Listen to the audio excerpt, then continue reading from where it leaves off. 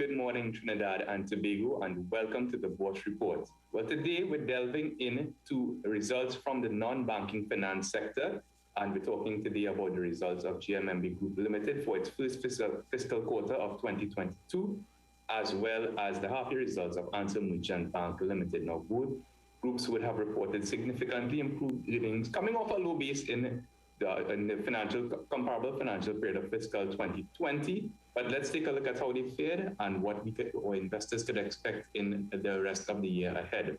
Turning firstly to JMMB Group Limited, well, the group would have recorded an earnings per share figure in TT dollar equivalent of about 3.9 cents, which was a 129% odd increase from the 1.7 cents recorded in the prior comparable period. Operating revenues were up a very impressive 37% from 224 to 308 million TT equivalent. Operating expenses also increased, but by a less than proportionate 27% from 165 to 210 million TT dollar equivalent. There was a slight increase in impairment losses on financial assets, but again, a very small line item for the group.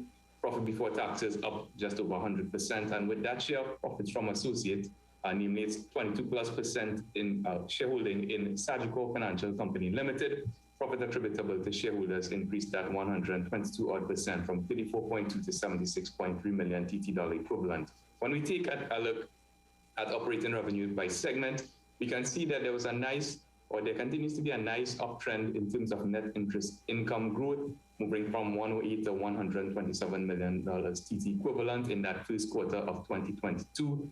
There was some modest gains in foreign exchange margins from Cambio trading from 23 to 26 million in that purple segment, and fees and commission income also increased from 32 to 43 million.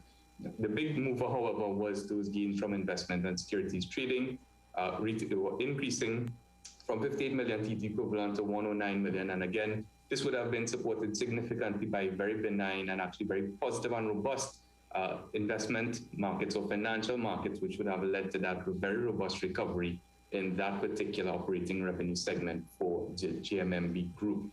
Now, when we take a look at the longer term trends, and not just from a low base, we can see that JMMB's earnings per share, even if you discount the first quarter of 2021 or fiscal 2021, still improved a very impressive 50% odd when compared to that first quarter of fiscal 2020. And again, this would have been the calendar quarter of March to June 2019. So JMMB Group has resumed its uptrend in terms of that earnings momentum. So that should be positive news for investors. And on that basis, at a price of $2.14, JMMB Group Limited is trading at a price earnings ratio of 11.4 times, which is pretty much in line with the sector average of 11.3 times, and offers investors a dividend yield of 1.7%, above the average of 1.2%, but not necessarily a very compelling proposition or value proposition for dividend-hungry investors. So with stabilizing financial markets, which should add some level of stability to JMMB's earnings, but again, overlaid by this significant economic uncertainty across the region in which JMMB operates, Bourse is going to maintain a neutral rating for the time being. Turning quickly to Answer Merchant Bank, and for its half year ended June 30th, 2021, the group would have recorded earnings per share of $1.49, a 290% increase from the 38 cents recorded in the prior comparable period. Again, take this with a pinch of salt. This has, the first half of 2020 has been or would have been a very challenging year for companies like Answer Merchant Bank Limited, as well as JMMB Group and others in the non-banking finance sector. Total income was up 21% from 443 to 540 million. Total expenses were actually down, which is a good thing, from 396 to 379 million, or a 4.5% decline. And overall, that profit attributable to shareholders increased from 32 to 128 million TT dollars. Now, when we take a look at the profit before taxes by segment for Answer Merchant, we can see that banking services had a modest increase from 54.2 million to 72.5 million.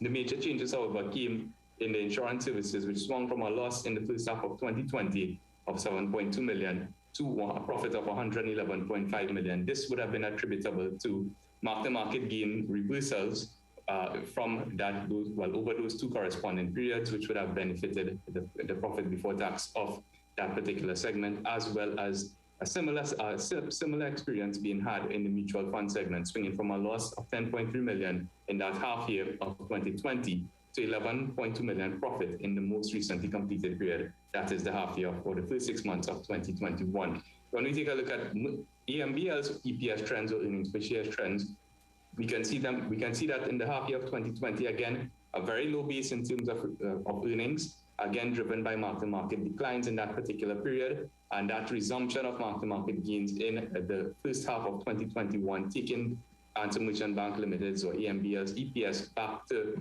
more traditional levels, which would have been experienced over the first or comparable prior periods of fiscal 2017 to 2019, averaging just around that $1.45 to $1.50 range.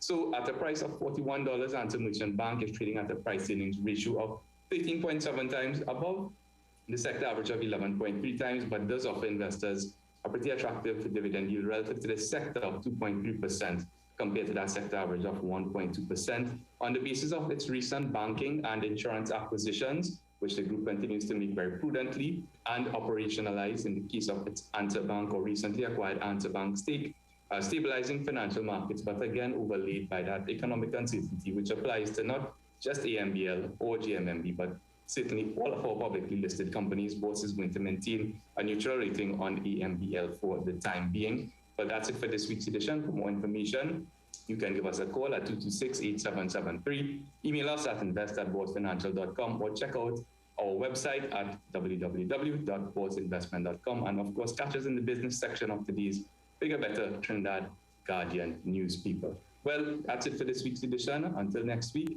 stay safe, get vaccinated, and see you next time on the Bourse Report.